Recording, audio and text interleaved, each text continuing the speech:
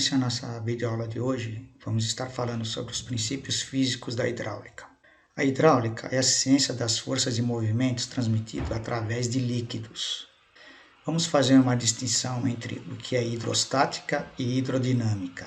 Hidrostática, os efeitos dinâmicos são através da pressão aplicada a uma área. E na hidrodinâmica, os efeitos dinâmicos vão ocorrer através do tempo de aceleração da massa. Em pneumática e hidráulica, normalmente a gente vai usar mais os conceitos de hidrostática. Então, resumindo, a gente pode dividir a hidromecânica em hidrostática, que seria força resultante da pressão aplicada a uma área. Em hidrodinâmica, que seria força resultante de massa deslocada. O primeiro conceito que vamos estudar é pressão hidrostática.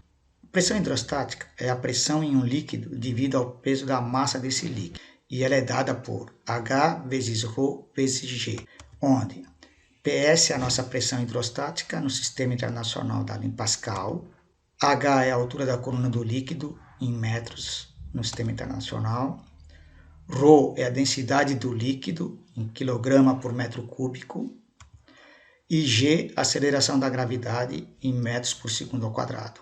Isso no Sistema Internacional. No Sistema Internacional de Unidades, a pressão hidrostática é dada em Pascal, mas é muito comum trabalharmos com bar. Para transformarmos Pascal em bar, devemos dividir o número por 100 mil. Exemplo, 600 mil Pascal, dividimos 600 mil por 100 mil, igual a 6 bar. A pressão hidrostática ela não depende do tipo de recipiente usado.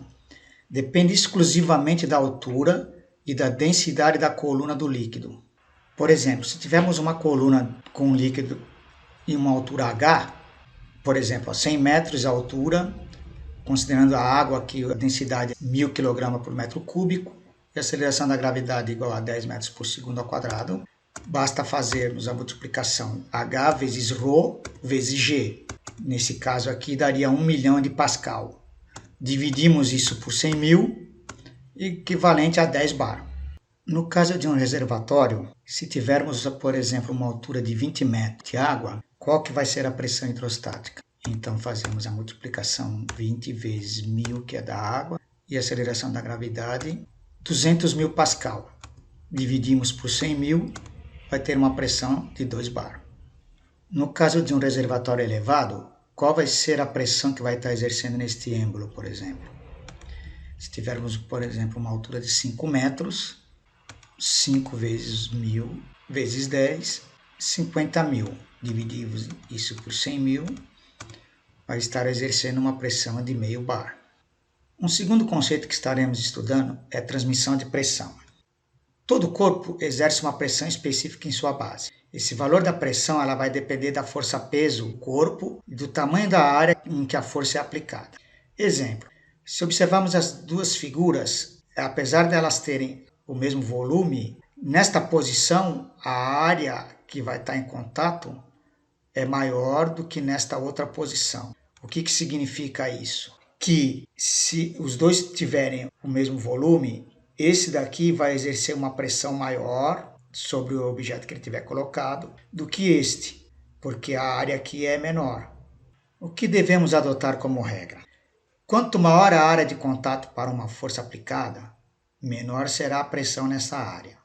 Quanto menor a área de contato para uma força aplicada, maior a pressão nessa área.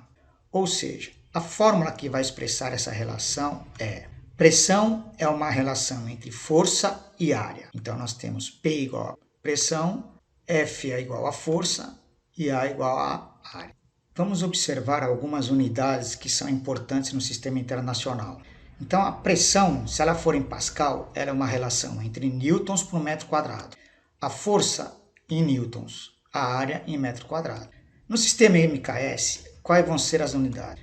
A pressão vai ser quilograma-força por centímetro quadrado, que é aproximadamente igual a 1 bar, onde a força deve ser expressa em quilograma-força e a área em centímetro quadrado.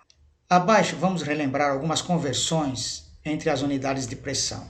1 bar é equivalente a 0,9869 atmosfera. 1 bar é igual a 1,0196 kg força por centímetro quadrado. E 1 bar é igual a 0,1 megapascal. Aqui vamos fazer uma aproximação dizendo que são tudo iguais. 1 bar é igual a uma atmosfera igual a 1 kg força por centímetro quadrado, pois o erro é muito pequeno. Se uma força F atua sobre uma área A, com um líquido incluso, uma pressão P é produzida e se estende através de todo o líquido. A mesma pressão se aplica a todo ponto do sistema fechado, ou seja, independente das forças que estão sendo aplicadas aqui, se o líquido está fechado, a pressão existente em todos os pontos do líquido aqui dentro é sempre a mesma. Então, a pressão aqui vai ser uma relação entre força e área, e elas vão se igualar todas. Por quê? Porque o líquido está enclausurado. Como sistemas hidráulicos operam com pressões altas, vamos desconsiderar a pressão hidrostática. Deste modo, quando calcularmos a pressão em líquidos, os cálculos vão ser baseados puramente em pressões causadas por forças externas. Pressões estas atuando em áreas específicas. Exemplo, se a gente tiver uma área de 10 cm² e nesta área estiver sendo aplicada uma força de 1000 kg força, qual vai ser a pressão de trabalho? Então basta calcularmos. A pressão é força sobre área. Força de 1000 dividido pela área de 10 cm² igual a 100 kg força por centímetro quadrado, que é aproximadamente igual a 100 bar. Observem também aqui que vamos trabalhar sempre com força em quilograma força. Isso é interessante porque quando a gente trabalha com uma força em quilograma força, é uma força equivalente a uma massa de 1000 kg. Então, uma massa de 1000 kg, se essa massa estiver exercendo força sobre algum objeto, ela vai estar exercendo uma força de 1000 kg força. Vamos ver esse segundo exemplo. Suponhamos que no sistema hidráulico estivermos exercendo uma pressão de 100 bar sobre o diâmetro de um êmbolo de um cilindro de 20 milímetros. Qual vai ser a força? Então, primeira coisa, lembrar de passar milímetros para centímetros. E aí vamos calcular qual é a área. Então, em função do diâmetro, a área é dada por π vezes diâmetro ao quadrado dividido por 4. Neste caso, com o diâmetro em centímetros, nós vamos ter uma área em centímetros quadrados, que deu aqui, no caso, 3,14. Aí a força é pressão vezes área. Pressão 100, a área de 3,14, vai estar exercendo uma força de 314 kg-força. Terceiro conceito que vamos estudar é transmissão de força. O que vem a ser isso? Em um sistema fechado, a pressão aplicada será igual em todos os pontos. Por essa razão, é possível transmitir forças através de um reservatório, não importando a forma do reservatório. Se observarmos esta figura e tivermos aqui uma força F1 empurrando este êmbolo e do lado de cá estivermos uma força F2 sobre um êmbolo bem maior e estiver em equilíbrio, ou seja, ele está parado, como o líquido está fechado, a pressão em todos os pontos é a mesma. E no caso aqui, força dividido pela área vai ser a pressão que vai estar sendo exercida aqui, que vai ser igual à força dividido pela essa outra área que está sendo exercida deste lado. Então a gente consegue transmitir forças através de um líquido num reservatório fechado. No caso de hidráulica, este líquido será o óleo. No caso então da figura anterior, nós podemos dizer que a pressão 1 é igual à força 1 dividido por A1. E a pressão 2 é a força 2 dividido pela área 2. Se o sistema estiver em equilíbrio, nós vamos ter que as pressões vão ser iguais. Logo, se igualarmos as duas fórmulas, podemos determinar qualquer uma das variáveis sabendo as outras três. Um quarto conceito que estaremos estudando é multiplicação de força por área. No sistema hidráulico de transmissão, quando aplicamos uma pequena força F1 em uma área pequena de um êmbolo, desde que a área do outro lado seja maior, teremos do outro lado então uma segunda força maior que F1. Esse fenômeno é chamado de multiplicação de forças por área, ou booster, do inglês, que significa amplificador. Aqui é o princípio do macaco hidráulico. Então, se tivermos um peso aqui sobre uma plataforma, com uma certa área A2, e fizermos uma força aqui sobre uma área A1, observe que esta área é bem menor do que esta, O que significa isso? Que eu vou precisar de uma força bem menor do que esta para equilibrar o sistema. Vamos ver um exemplo para entendermos melhor. Suponhamos que um veículo deve ser levantado por uma alavanca, conforme a figura anterior. A massa do veículo é 1.500 kg e ele está sob o êmbolo de uma área A2. Qual é a força F1 que é requerida no êmbolo de área A1? Suponhamos que essa área 1 seja de 40 cm² e que a área onde o veículo está apoiado é de 1.200 cm². No caso, se a massa do veículo é 1.500 kg, ele vai exercer uma força de 1.500 kg-força. Igualando a relação entre força e área, teremos F1 vai ser F2 vezes A1, estou passando o A1 para o outro lado, né? Dividido por A2. F2 é a força do veículo exercida sobre a plataforma, 1.500. A área 1 é 40 e a área 2, 1.200, dando o resultado de 50 kg-força.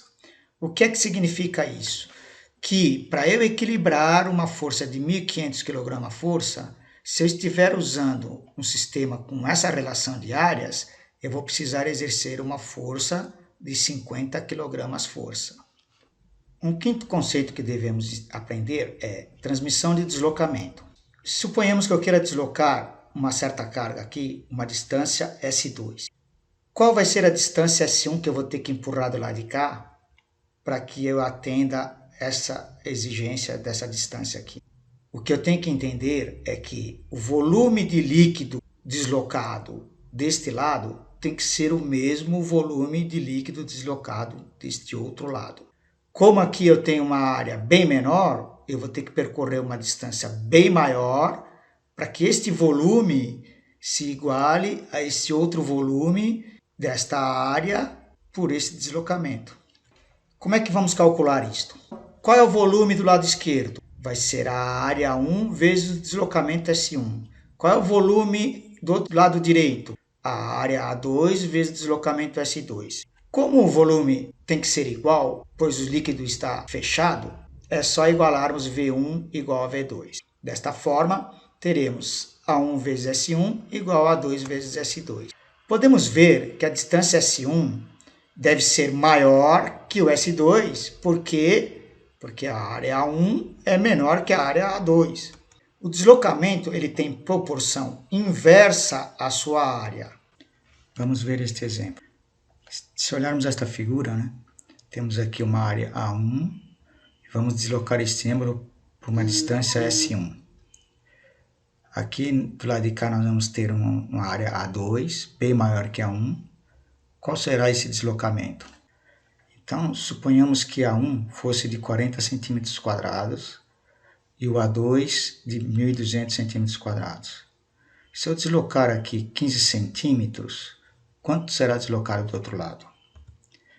Então, nós temos que o volume do lado esquerdo é igual ao volume deslocado do lado direito. Neste caso, isolando o S2, vamos encontrar A1 é 40, deslocamos 15 centímetros, o outro lado é 1.200 a área, vai haver um deslocamento de meio centímetro. Então, observem que pela grande diferença de área, eu preciso deslocar 15 centímetros aqui para deslocar meio centímetro do outro lado. Um outro conceito que precisamos aprender é transferência de pressão. Observe na figura que nós temos aqui, do lado de cá, um êmbolo com uma área maior do que do lado de cá. Se eu aplicar uma pressão deste lado, ele vai exercer uma força sobre esta área que eu chamei de F1. Se eu quiser equilibrar para que o êmbolo não se movimente, eu deverei aplicar deste outro lado uma pressão P2 para gerar uma força F2 de módulo igual a F1 para equilibrar. Observem que força é pressão vezes área. Automaticamente, se eu aqui tenho uma área maior do que lá de cá, eu vou precisar de uma pressão maior aqui para que a força se iguale. Então, área menor, pressão maior, porque o produto tem que continuar constante. Então, Este conceito é importante para entendermos o comportamento em alguns casos especiais. Temos que a pressão é uma relação entre força e área. Num cilindro de duplação, pressões altas podem ser produzidas quando o fluxo é bloqueado. Imagine o seguinte: se observarmos esta figura, aqui temos o êmbolo e a haste de um cilindro. Se obstruirmos a saída aqui, ele vai ficar parado e eu estiver exercendo uma pressão aqui, como a área do lado de cá está recebendo a força é devido a esta pressão, se a área é menor, esta pressão vai ser maior do que a de cá. Então eu preciso cuidar, porque se eu aplicar uma pressão alta aqui, aqui vai ser mais alta ainda e posso ter problemas com o cilindro. Se considerarmos a figura anterior e tivermos a pressão na entrada 10 bar, a área do êmbolo 8 cm², a área do outro lado 4,2 cm², observe que essa área é uma área efetiva, ela é a área do êmbolo menos a área da haste. Qual será a pressão do outro lado se eu obstruir a saída? Então, a força do lado esquerdo vai se igualar à força do lado direito. Isolando o termo, vamos ter a pressão é 10 bar, a área 8 cm² e a área efetiva do outro lado 4,2 cm². Isso vai gerar uma pressão de 19 bar. Observem que a pressão aumentou consideravelmente, quase dobrou. Isso só ocorre se a saída for bloqueada e temos que ter bastante cuidado quanto a esse item. Vamos encerrar por aqui esta primeira parte dos conceitos físicos de hidráulica. Espero vê-los logo. Até mais!